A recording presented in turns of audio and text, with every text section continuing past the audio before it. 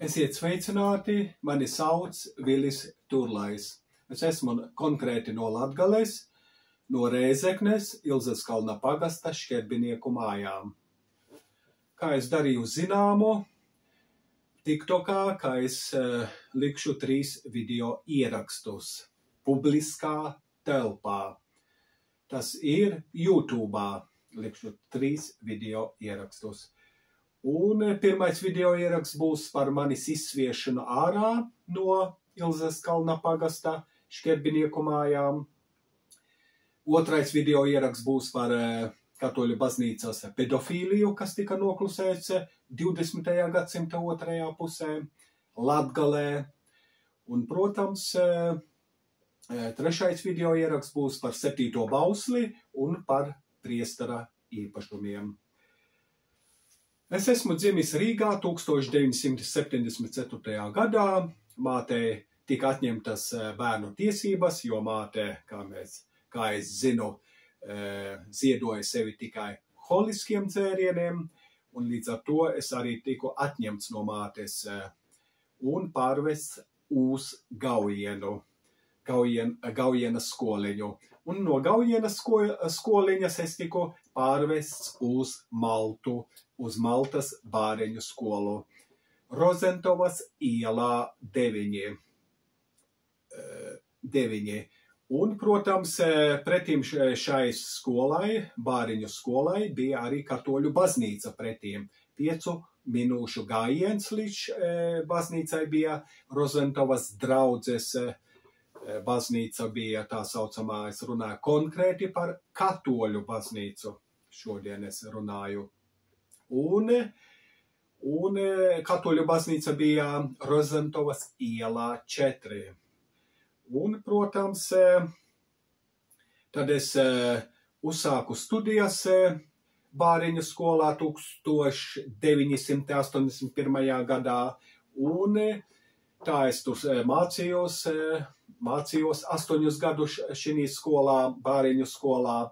Un, protams, mācoties jau šī skolā, es jau biju pazīstams ar priesteri Jāzepu Turlaju. Šeit mēs redzam priesteri Jāzepu Turlaju, redzam šī bildē, redzam, un es jau biju iepazinies, protams, otrajā video ierakstā stāstīšu, kādā veidā es iepazinos ar priesteri Jāzepu Turlaju. Šodien, protams, nestāstīšu to, bet es jau dzīvodams skolā jau, protams, piestaigāju pie priestera strādāt, protams, strādāju gadījuma darbus, pie briketēm, oglēm strādāju, pie malkas strādāju. Protams, priesteris bija diezgan skūps bija, cik es atceros, bet tā nebija, kā saka, prioritārā lieta.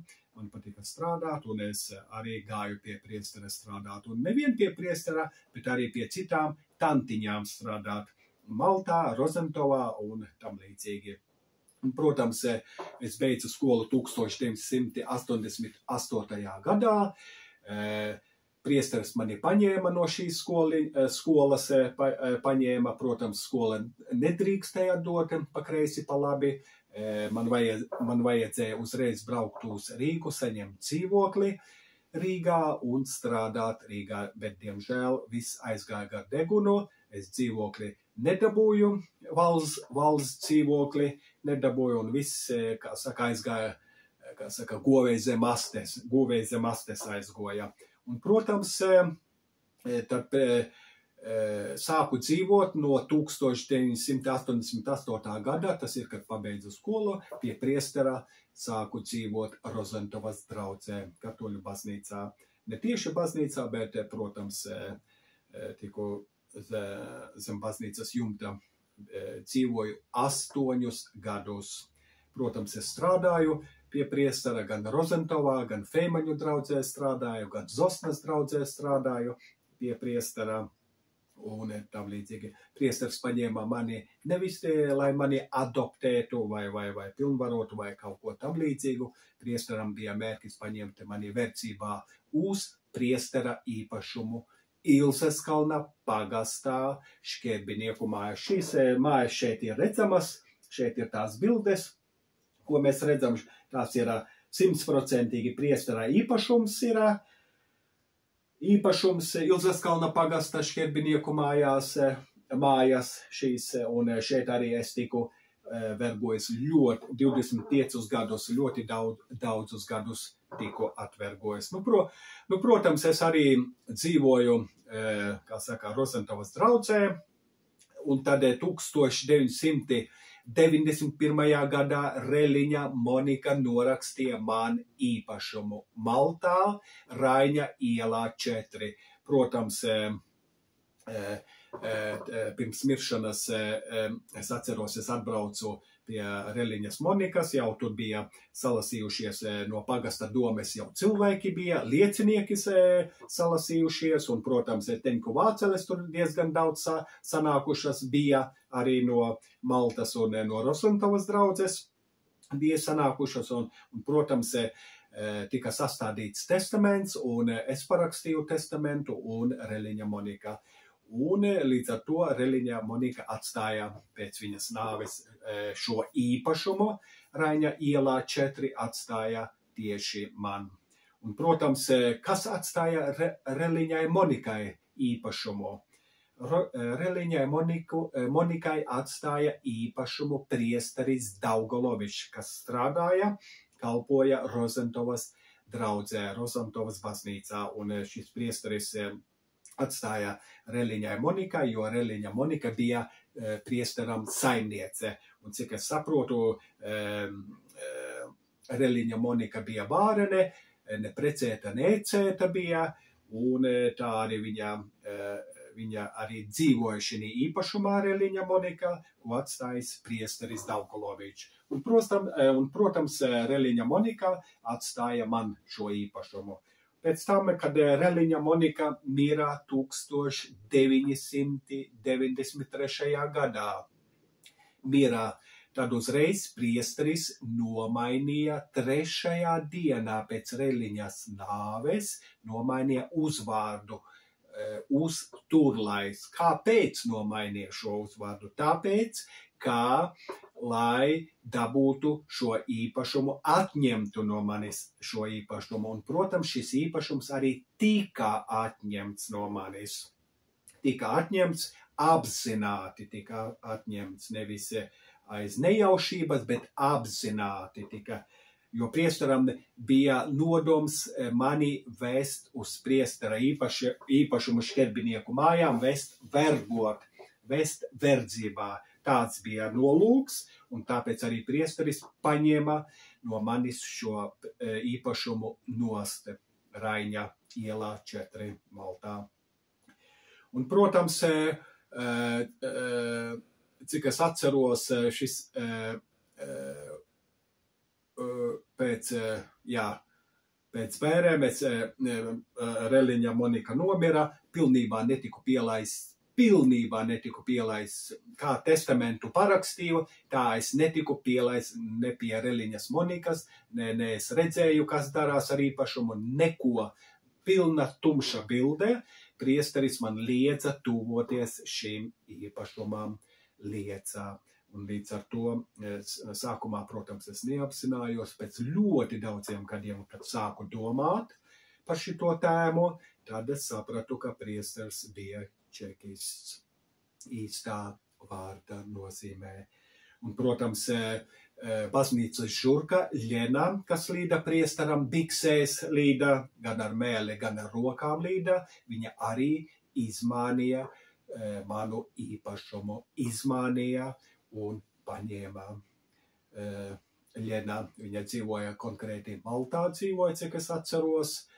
Ļena ļoti labi atceros viņas gājienus, kā viņa, līda biksēs priesteram un visādi tur izpatika priesterim, lai tikai dabūtu manu īpašumu ārā, dabūtu nost, un, protams, to arī panāca.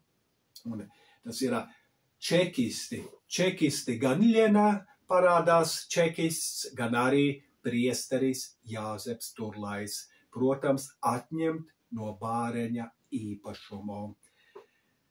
Un tā arī šis īpašums tika atņemts, un tad Reliņa netika pielaists pie bērniem, vispār netika pielaists pie viņas, nebija uz bērniem, vispār neko neatceros, pat nevis neatceros, bet es pilnībā netiku pielaists. Viss tika slēpts 3 gadus. Un, protams, pēc Reliņa nāves, tikai pēc gada es varēju celt īpašuma lietas celt, kārtot testamenta lietas un visu pārējo. Un, protams, priesteris mani ar varu veda uz Reizekni, lai es kārtotu īpašuma lietas, un, protams, priesteris atņēma man šo īpašumu apzināti, atņēma priesteris būdams čekists. Un, protams, tad 1993. gadā es tiku pierakstīts Ilzeskalna pagastā un tiku novirzīts vergošanai šī īpašumā Ilzeskalna pagasta šķērbinieku mājās. Tas ir, šīs ir, šeit mēs redzam priesterā īpašumu, redzam, kur es novergoju 25 gadus šī īpašumā. Protams, šī īpašumā arī tika paņemti 2 bāriņi no Aglonas internāta skolas, tika paņemti Jānis Lapiņš un Gunta Lapiņa. Protams, viņi šie bāriņi šī īpašumā tika spīdzināti.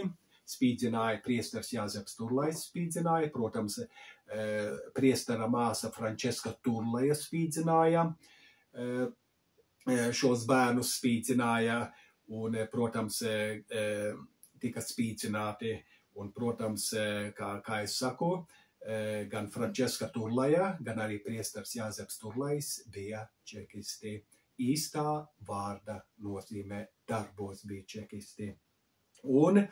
Un līdz ar to viņi tika spīdzināti šie bērni, un šie bērni, Jānis Lapiņš un Gunta Lapiņa, tika izņemti no šīs ģimenes, no šī īpašuma ārā, caur bāriņu tiesu tika paņemti šie bērni, jo viņi tika spīdzināti šī īpašumā. Ilzeskalna pagasts ļoti labi zina, par ko es runāju, un, kā saka, tā ir realitāte, ko es sastapos šī īpašumā. Un, protams, tad priesteris pēc tam priesteram Jāzepam Turlajam bija brālis, kas dzīvoja šī īpašumā. Šī īpašumā dzīvoja, katru dienu dzīvoja, viņš bija invalīds ar vienu aci, ar vienu kāju, un, protams, es iegāju Jāņa Turlaja istabā, tas ir priestera brāļa istabā, iegāju Ilzeskalna pagasta šķērbinieku mājās. Iegāju viņa istabā un atvēru durvis un ieraugu priesteris nogāzies gar zemi savu brāli Jāni Turlaju un šņauts nost ar savu māsu Frančesku Turlaju. Protams, bija piekauts, bija arī asinstecējā, gan uz acis zilumi bija un uz kakla zilumi, ko es pats redzēju. Un priesteris tādā veidā šņauca no savu brāli. Protams, ja arī būtu nošņauguši nost brāli, protams, priesteris sēdētu cietumā ar savu māsu Frančesku Turlaju. Un, protams, Jānis Turlais sauca palīdzību pēc Ilzeskalna pagasta, griezās uz Ilzeskalna pagastu pēc palīdzības, atbrauca Ilzeskalna pagastā. Domas cilvēki atbrauca un, protams, paskatījās un te nav mūsu darēšana, mēs nazajaucamies ģimenes lītos un tam līdzīgi, un kā atbrauca, tā arī aizpeizdoja atpakaļ uz savu čukņu. Čukņi, tā varētu teikt. Ilzeskalna pogosts, tā varētu teikt. Un, protams, tādā veidā Jānis tika spīdzināts nevienu dienu, ļoti daudzas dienas, 3, 4, 8 gadus, cik es ilgi arī dzīvoju, tik arī ilgi Jānis tika spīdzināts, gan sis, gan nedots ēst viņam, visāda veida spīdzināšanas rituāli tika veikti, ko es pats redzēju, dzirdēju un varu apstiprināt. Un, protams, tādā veidā es dzīvoju Ilzeskalna pagasta šķērbinieku mājās, strādādams 25 gadus, un pēc tam, kā sacēt jāsaka, tad visas manačkas apmirā, čekisti apmirā visi čekisti, tad pārņēma varu Jānis Kolauza. Šeit mēs redzam šī bildē, Jānis Kolauza ir priestera māsas dēls. Viņš pārņēma šo īpašumu 20 hektārus, visu māju pārņēma, mežu pārņēma, Jānis Kolauza. Protams, šogad Jānis Kolauza mani izsvieda ārā, tas ir 2023. gadā. Tieši šogad izsvieda ārā no īpašuma. Es saprotu, tas pieder viņam īpašums, to es saprotu, arī es nepretojos. Izsvieda ārā un, protams, un arī Oskars Kolauza izsvieda ārā, abi čekisti, tā varētu čekisti vārda, īstā vārda nozīmē, abi čekisti arī, protams, strādā aizsardzības ministrijā, Rīgā strādā. Es nezinu, ko viņi tur dara, nav ne jausmas, bet laukos viņi ir čekisti, īstā vārda nozīmē. Mums nevajag braukt uz Krieviju pēc čekistiem. Tepat Latvijā ir tūkstošiem čekistu, kas dzīvo Latvijā. Un, protams, un tas, kā Jānis Kolauza nozadzis manas mantas, gan darba galdus, gan laktas, viss tiek nozagts, gan tiekabes tiek nozagtas no manis, gan mana iedzīve, visi tik nozagts, izzagts, zagts, mani akmeņi, dzirnakmeņi, ko es salasīju pa vecām mājām, no vecām mājām salasīju, braucu ar zirgu sadegušām mājām, lasīju dzirnakmeņus. Tos visus nozadzis Jānis Kolauza, Oskars Kolauza nozadzis, visi zagļi, kā saka, zināmi, redzāmi ir. Un, protams, kad es ierodos šķedbinieku mājās, izsauc policiju, kā es zogu pats savas mantas. Izsauc policiju. Policija atbrauc jau. Policija atbrauc. Visu laiku policiju sauc. Policiju vajadzēs saukt tad, kad Jāni Turlaju spīdzināja. Tad vajadzēja tiešām saukt policiju, nevis tad, kad es atbraucu pēc savām mantām savākt. Es jau pat savas mantas nevaru savākt, ko es esmu sakrājis savā dzīves laikā. Un, protams, man nav pienākums iet uz Ilzeskalna pagastu, klanīties Ilzeskalna pagastam pēc dzīvojamās platības. Tas nav man jādara, es arī nevēlos un negribu to darīt. Un, cik es zinu, Ilzeskalna pagastam ir piešķirts plikadīdas status. Ilzeskalna pagasts nodarbojas ar zagšanu. Apzinātā veidā tiek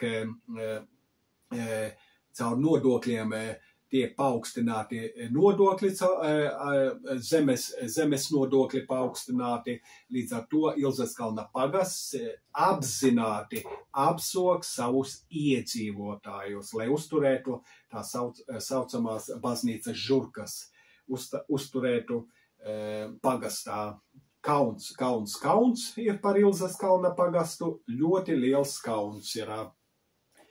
Un tāpēc arī man nav jāiet klanīties uz Ilzeskalna pagastu. Tas nav mans pienākums, un es arī to nevēlos, kā es teicu. Un, protams, tad es arī tā apmēram būšu visu izstāstījis par manu izsviešanu ārā no Ilzeskalna pagastā. Un, protams, tad nākošajā video ierakstā es stāstīšu par katoļu baznīcas pedofīliju, kas tika noklusēts. Protams, Latgalē, konkrēti Rēzeknē. Protams, netiks nomelnota baznīca. Man nav tiesības nomelnot baznīcu, man ir tiesības atklāt baznīcas īsto seju. Atklāt baznīcas plīvuri, kas notiekas Latgalē, runājot par katoļu baznīcu Latvijā. Paldies, ka klausījāties, uz redzēšanos! Visu labu!